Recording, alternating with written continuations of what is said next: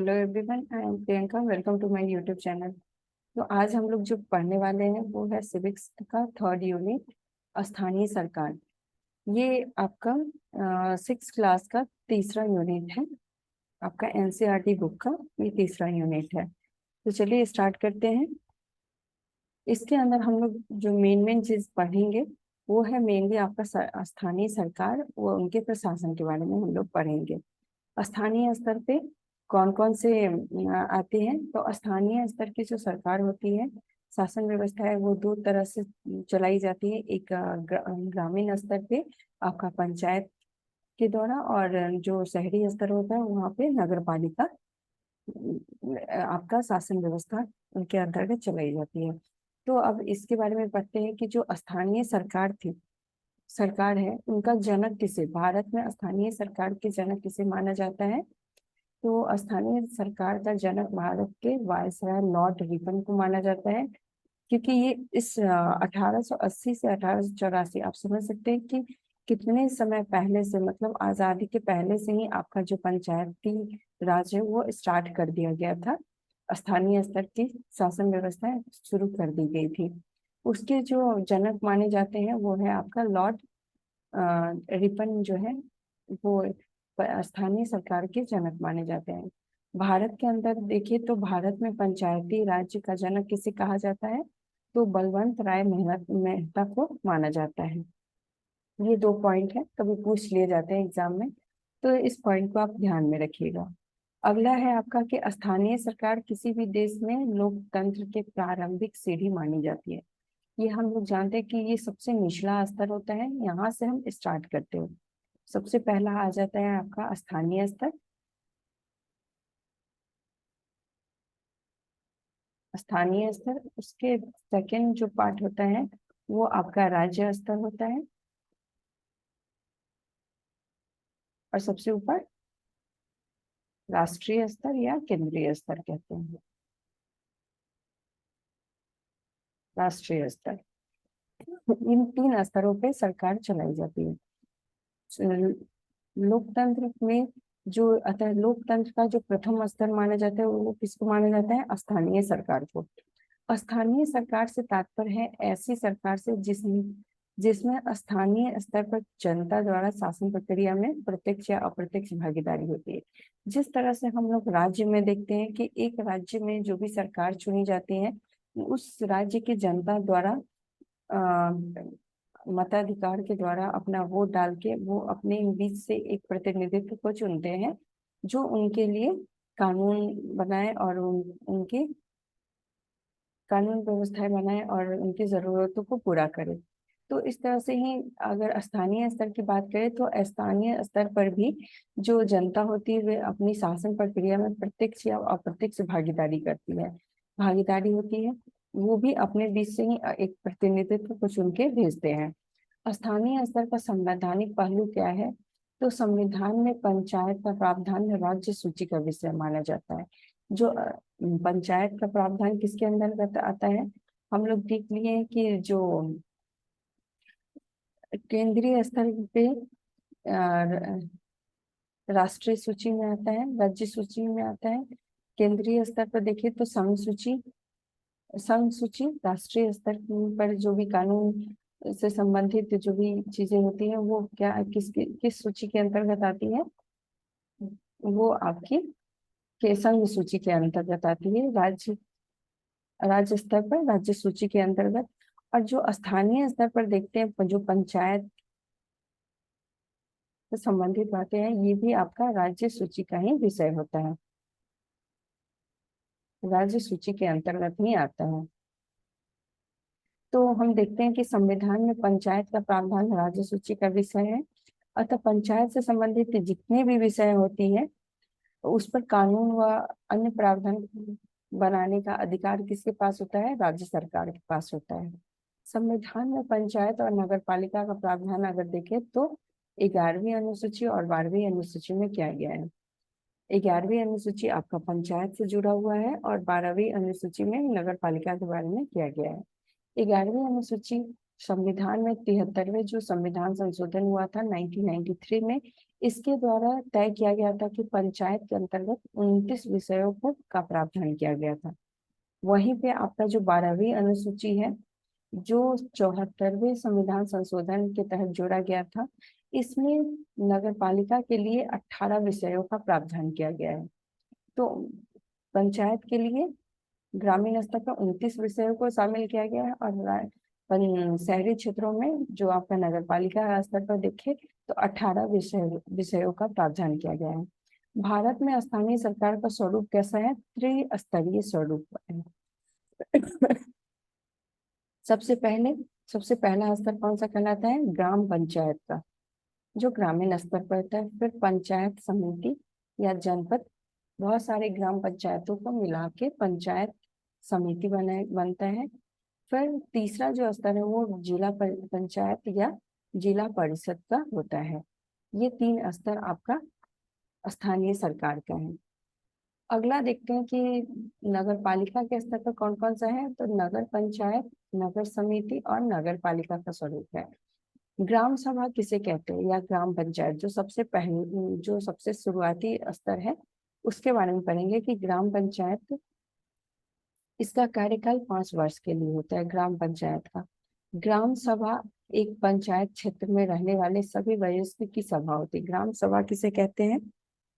तो ग्राम सभा एक गांव के अंतर्गत, एक गांव में जो भी वयस्क लोग होते हैं उनकी ये सभा होती है।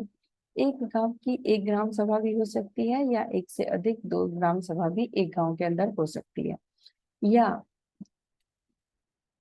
2 गांव को मिला के, एक या एक से अधिक गांव को मिलाकर भी एक ग्राम सभा हो सकती है। एक तो हम देखते हैं कि एक ही गांव के अंदर, एक गांव के अंदर एक से अधिक हो सकती है, में एक या एक से अधिक या दो ग्राम सभा हो सकती है, ग्राम सभा हो सकती है। या फिर देखें तो 2 गांवों को मिला के, 2 गांव को मिला के भी ग्राम सभा हो सकती है।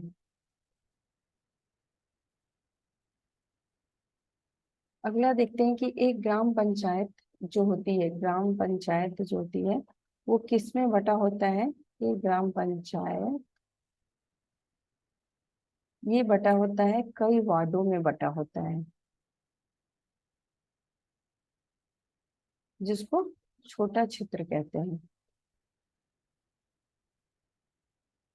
ग्राम पंचायत तो बड़ा हो गया, और ये ग्राम पंचायत कई वार्डों में बटा होता है, और प्रत्येक वार्ड में एक प्रतिनिधि चुना जाता है। हर वार्ड अपना एक प्रतिनिधि चुनता है, जिसको कहा जाता है वार्ड पंच कहा जाता है। वार्ड पंच कहा जाता है, के नाम से जाना जाता है। ग्राम पंचायत का एक सचिव भी होता है। अब ग्राम पंचायत में हम लोग क्या देखते हैं? सचिव होता है। ये प्रतिनिधित्व, मतलब ये चुनाव के द्वारा चुन के नहीं आता है, ये जनता के द्वारा चुन के नहीं आता है। ये एक सरकारी कर्मचारी होता है, सरकारी कर्मचारी होता है, जिसको कि सरकार चुनता है। तो सरकार, सचिव का काम,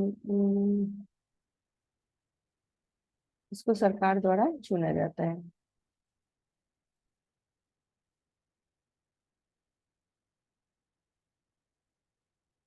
ग्राम पंचायत का एक सचिव होता है, जो ग्राम सभा का भी सचिव होता है। ये ग्राम सभा का भी सचिव होता है और ग्राम पंचायत का भी सचिव होता है।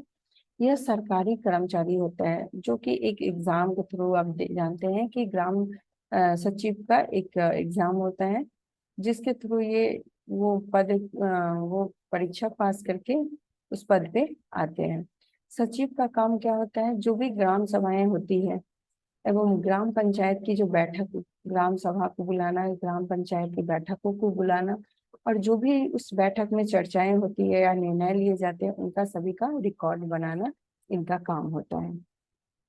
ग्राम पंचायत की कार्य प्रणाली अगर देखें तो इनका मुख्य कार्य क्या होता है। ग्राम पंचायत का मुख्य कार्य होता है ग्राम स्तर पर सड़क, पानी, बिजली, शिक्षा, स्वास्थ्य व सिंचाई इत्यादि की मूल सुविधाएं प्रदान करना होता है।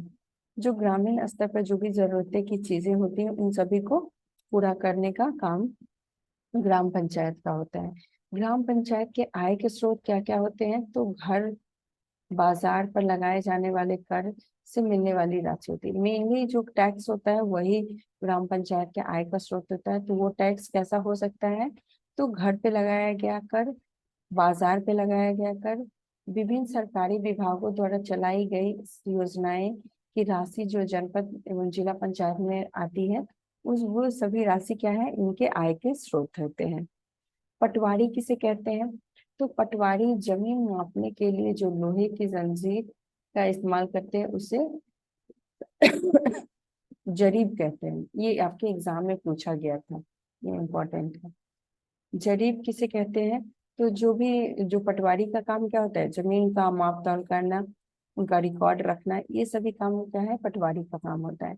और वे जो जमीन को मापने के लिए एक लोहे की जंजीर का इस्तेमाल करते हैं जिसको हम जरीब कहते हैं। जमीन से जुड़े मामले की व्यवस्था के लिए जिलों को छोटे खंडों में बांट दिया जाता है। अब बहुत सारे ऐसे मामले रहती है जिसको निदान करने के लिए जिला को भी छोटे छोटे खंडों में बांट दिया जाता है। जिले के उपखंडों को कई नामों से जाना जाता है, जैसे तहसीलदार या तालुका। सबसे ऊपर अगर देखें तो सबसे ऊपर जिला अधिकारी होता है और उसके नीचे तहसीलदार होता है। सबसे ऊपर जिला अधिकारी, उसके बाद तहसीलदार। तहसीलदार जो है वो पटवारी के काम का निरीक्षण करते हैं। जो पटवारी जो जमीन के से जुड़े रिकॉर्ड रखते हैं उसका निरीक्षण कौन करता है, तहसीलदार करता है, क्योंकि वो जिले स्तर के कर्मचारी होते हैं। गांव का प्रशासन देखें कि प्रत्येक गांव एक निश्चित थाना क्षेत्र में के अंतर्गत आता है। हर गांव में एक थाना क्षेत्र होता है, उसके अंतर्गत प्रत्येक गांव आते हैं। थाने में गांव के सभी लोग फौजदारी या दीवानी, फौजदारी जो कि क्रिमिनल से जुड़ा होता है, और दीवानी जो आपका सिविल से जुड़ा होता है, जमीन जमीन जायदाद इन सब चीजों से जुड़ा हुआ जो भी मामला होता है उसके खिलाफ जो भी रिपोर्ट दर्ज करना होता है वो लोग थाने में जाके रिपोर्ट अपना लिखवाते हैं। ग्रामीण जमीन या भूमि का अभिलेख कौन रखता है, पटवारी के अधिकार क्षेत्र में होता है। जमीन से जुड़ा हुआ जो भी अभिलेख है वो कौन संभालता है, वो पटवारी संभालता है। जमीन को मापना और उसका रिकॉर्ड रखना पटवारी का मुख्य काम होता है। अलग अलग राज्यों में पटवारी को अलग अलग नामों से जाना जाता है, ये भी आपके एग्जाम में आया था, किस किस नामों से जाना जाता है। तो पटवारी को किस किस नाम से जाना जाता है, जैसे आपका पटवारी एक हो गया, दूसरा लेखापाल हो गया, कर्मचारी, ग्रामीण अधिकारी, कानूनगो, ये सब क्या नाम है, सभी नाम पटवारी का ही होता है जो जमीन से जुड़े काम करते हैं। नगर का प्रशासन कौन चलाता है, तो नगर को अनेक वार्डों में विभाजित किया गया है, क्योंकि नगर भी बड़ा स्तर होता है।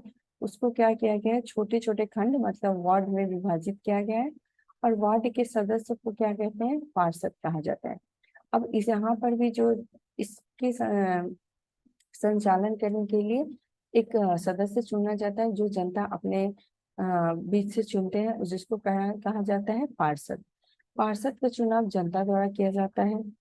आयुक्त किसे कहते हैं, आयुक्त कमिश्नर, इसका आयुक्त का मतलब कमिश्नर होता है।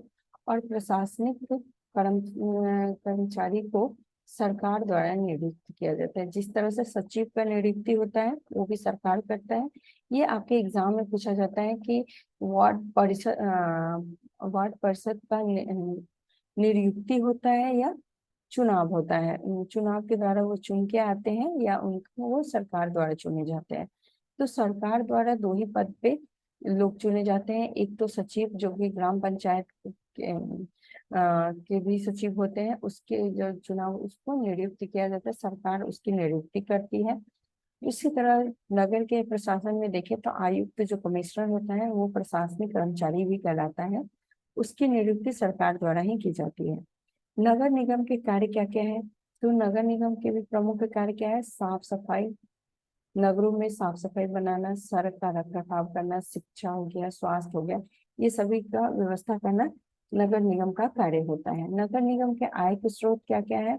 तो इनके भी आय के स्रोत मुख्य क्या है? कर होता है, संपत्ति कर, घर कर, लगने वाला कर, पानी एवं अन्य सुविधाओं के लिए भी कर लिए जाते हैं, शिक्षा पर भी कर लगाए जाते हैं। ये सभी क्या हो गया है? ये आपके नगर निगम के आय के स्रोत माने जाते हैं। तो ये हमारा था स्थानीय सरकार के ऊपर टॉपिक, जो कि आपके एग्जाम में पूछा जाता है। इसमें मेनली पटवारी के बारे में, तहसीलदार के बारे में, ये सब पॉइंट जो है वो आपके दिमाग में रखना होगा। जो समिति जो पंचायत समिति का जो अध्यक्ष सचिव का चुनाव कौन करता है, ये सब कुछ पॉइंट है इस चैप्टर में जो कि आपके एग्जाम में पूछे जाते हैं। इसलिए ये भी चैप्टर काफी इम्पोर्टेंट है। तो इसको आप लोग ध्यान से एक बार फिर से पढ़ लीजिएगा। ये सारा नोट्स आपका एनसीईआरटी का है, तो ये आपके एग्जाम में काफी हेल्प करेगा। चलिए अब नेक्स्ट टॉपिक में फिर से मिलते हैं, तब तक के लिए धन्यवाद।